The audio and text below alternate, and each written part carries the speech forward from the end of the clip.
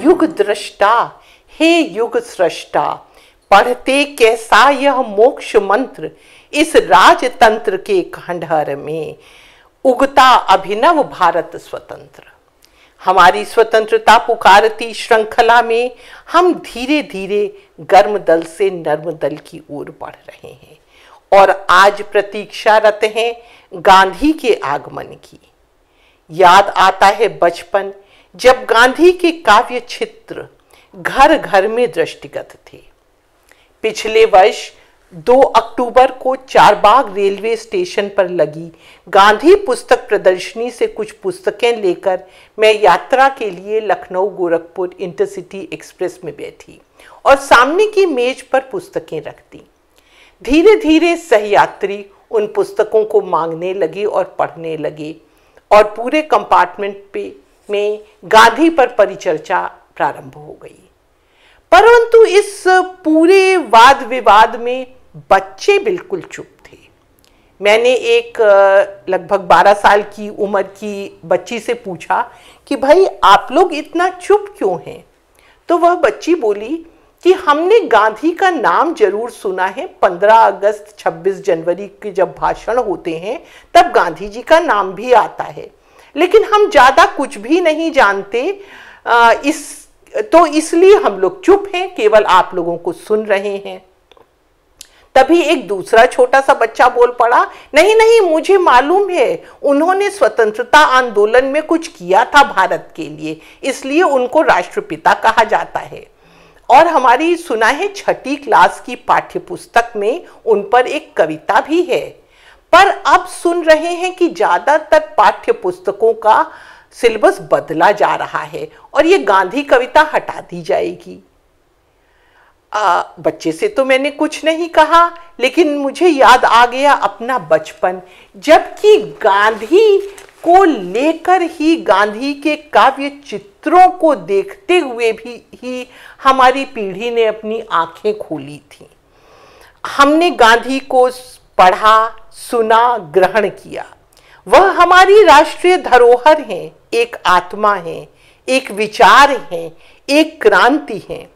अतः आज हमारा यह नैतिक कर्तव्य बन जाता है कि चिता की अग्नि में विलीन होने से पूर्व हम अपने अंतर की अंतराग्नि नई पीढ़ी को सौंप दें, नहीं तो हम पीछे रह जाएंगे। विश्व के कई अन्य राष्ट्र हैं जो उनके विचारों को पेटेंट करने की होड़ लगाए हुए हैं।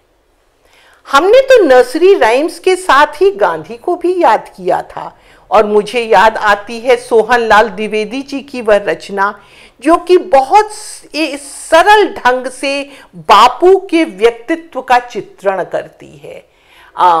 हमारे जो हम सम आयु वाले अधिकांश लोग हैं उन्होंने भी यह कविता जरूर याद की होगी। हम सब के थे प्यारे बापू, सारे जग से न्यारे बापू, लगते थे तो दुबले बापू, थे ताकत के पुतले बापू, सदा सत्य अपनाते बापू, सबको गले लगाते बापू, हम हैं एक सिखाते बापू, सच्ची राह दिखाते बापू, कभी न हिम्मत हारे बापू, आंखों के थे तारे बापू।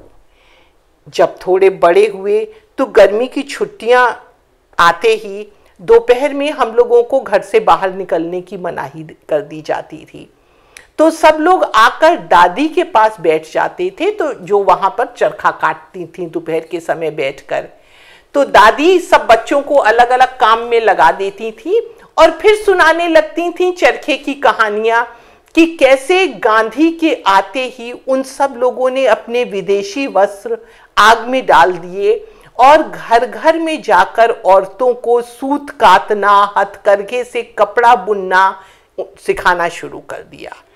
तो एक तरफ दादी कहानियां सुना रही होती थी, पीछे से ही डैडी आ जाते थे और खादी की विशेषता के ऊपर द्विवेदी जी की ही पंक्तियां पढ़ना प्रारंभ कर देते थे। खादी के धागे धागे में अपने मन का अभिमान भरा, माता का इसमें मान भरा, अन्यायी का अपमान भरा, खादी के रेशे रेशे में अपने भाई का प्यार भरा, माँ बहनों का सत्कार भरा, बच्चों का मधुर दुलार भरा। खादी तो कोई लड़ने का है, भड़कीला रणगान नहीं। खादी तो तीर कमान नहीं, खादी है खड्ग कृपाण नहीं। खादी को देख देख तो भी दुश्मन का दिल थर्राता है। खादी का झंडा सत्य शुभ्र अब सभी ओर फहराता है। खादी ही भर भर देश प्रेम का प्याला मधुर पिलाएगी। खादी ही दे दे संजीवनी, मुर्दों को पुनः जिलाएगी। और फिर सुनाते थे 42 के दौरान की छात्र विद्रोह की कहानियां। जेल के अंदर बंद छात्रों से अंग्रेजी हुकूमत मात्र एक पृष्ठ पर हस्ताक्षर मांगती थी कि अब भविष्य में गांधी का समर्थन नहीं करेंगे। अर्थात अंग्रेजों को यदि भय था तो केवल गांधी से, क्योंकि उनका आंदोलन धीरे धीरे जन आंदोलन में परिवर्तित होता जा रहा था। इसी चर्चा में माँ भी जुड़ जाती थी। वो कैसे पीछे रह जाती, और वह शुरू हो जाती थी द्विवेदी जी की पंक्तियों के साथ। वंदना के इन स्वरों में एक स्वर मेरा मिला लो, अर्चना के रत्न कण में एक कण मेरा मिला लो। हो जहां बल शीश अगणित, एक शिर मेरा मिला लो। मां का सानिध्य आजाद हिंद फौज की महिला ब्रिगेड से भी था तथा वे लोग उनके प्रशिक्षण शिविरों में जाया करती थीं। परंतु रही वह गांधीवादी ही, क्योंकि यह गांधी का आंदोलन ही था जिसने गांव-गांव से औरतों को सत्याग्रह के लिए घर से बाहर निकाला, खासतौर से संभ्रांत घरों की लड़कियों को। और उन लोगों ने स्कूल कॉलेज में दाखिला लिया और रोज घर के बाहर निकलने लगी। मां के समर्थन में पीछे से चाचा का स्वर सुनाई देता था, हाँ भाभी बिल्कुल ठीक कह रही हैं। सन 57 के प्रथम स्वतंत्रता संग्राम में तो कुछ रियासती महिलाएं ही युद्ध क्षेत्र में आई थीं, परंतु सामान्य महिलाएं, गांव की औरतें कभी खुलकर सामने नहीं आईं। गांधी ने ही पहले चंपारण में और फिर नमक सत्याग्रह में औरतों को बाहर निकाला। यदि पति था सामने आया तो पत्नी भी साथ आई, और माता तो जो थी वह पुत्र के आगे आगे चली। उसने अपनी आयु का कभी यह कहकर अपमान नहीं किया कि मैं बूढ़ी हूं, मैं पैदल चल नहीं पाऊंगी। तो फिर सुनाने लगते थे वह दांडी यात्रा का वृतांत, जिसमें कि समुद्र के माध्यम से जो प्रारंभ होता था। पूछता सिंधु था लहरों से, क्यों ज्वार अचानक तुम लाई। लहरें बोली क्या मनमोहन की, वेणु न तुमने सुन पाई। उदग्रीव सिंधु हो उठा मुखर, कैसी बाकी झांकी छाई। जिस प्रकार मनमोहन की बांसुरी की धुन पर गोपियां अन्य कार्य छोड़ बाहर आ जाती थीं, उसी प्रकार सभी जड़ और चेतन मंत्र मुग्ध हो गांधी के साथ चलने को तैयार हो जाते थे। जब ब्रिटिश राज्य के दूतों ने कुछ भी न न्याय का मत माना, अन्याय भंग करने को, तब बापू ने यह रण प्रण ठाना। आश्रम में गूंज उठा संदेश, कल प्रात समर यात्रा होगी। जिसको चलना हो चले साथ, जो हो अपने घर का योगी।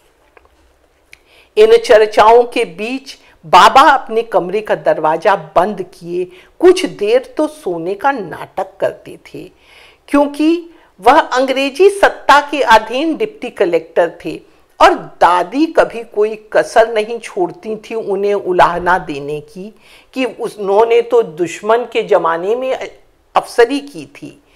पर बाबा के हाथ में होती थी द्विवेदी जी की वह कालजयी पुस्तक सेवाग्राम, और वह बताने लगते थे कि यह पुस्तक उन्होंने 1 अक्टूबर 1946 को लिखी थी और बापू को उनके 77वें जन्म दिवस के अवसर पर भेंट की थी।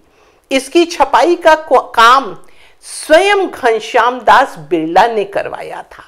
बाबा के पास जो प्रतिलिपि थी उस पर सोहनलाल द्विवेदी जी के स्वयं के हस्ताक्षर थे और उन्होंने सआदर वह बाबा को भेंट की थी।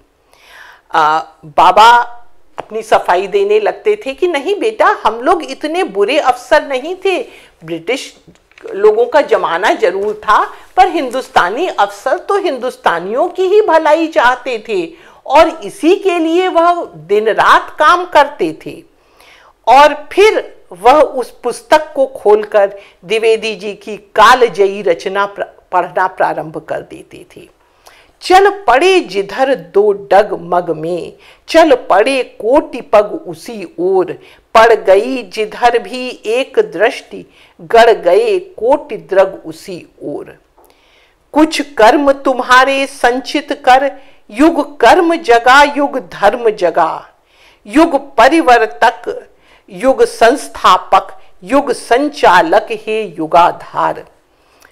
कपता असत्य कपती मिथ्या, बर्बरता कपती है थर थर, है अस्त्र शस्त्र कुंठित लुंठित, सेवाएं करती गृह प्रयाण। और इसके साथ ही फिर बाबा हम सब बच्चों को होमवर्क दे देते थे गांधी जी की नई कविता याद करने के लिए, और हम बड़े ही जोश में उसे कंठस्थ कर दूसरे दिन बाबा को सुनाते थे। और यह कविता होती थी, इस आत्माहुति का महायज्ञ प्रण पूर्ण कर रहा कौन प्रज्ञ, दिश दिश के घोर प्रदेश लिए यह कौन चला जाता पथ पर, नवयुग का नव संदेश लिए। वह मलय पवन वह है आंधी, वह मनमोहन है वह गांधी, झुकता हिमाद्रि जिसके बदतल, अपना गौरव निशेष लिए, वह आज चला जाता पथ पर, नवयुग का नव संदेश लिए।